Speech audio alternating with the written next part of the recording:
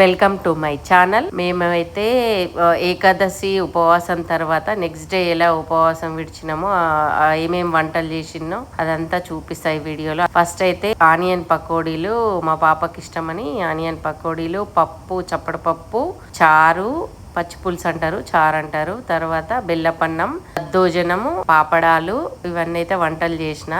First అయితే rice వండేసి దాంట్లోనే 3 భాగాలుగా వేసిన అన్నము, వైట్ అన్నము, బెల్లపన్నము, పులిహోర.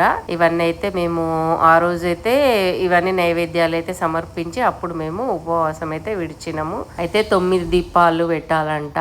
అందుకే మేము 9 దీపాలు అయితే ఒకటి తీసుకొచ్చినాం ఇండియా నుంచి. దాంట్లో అయితే 3 రోజులు దీపాలు పెట్టిన 3 రకాలుగా. Thank you for watching.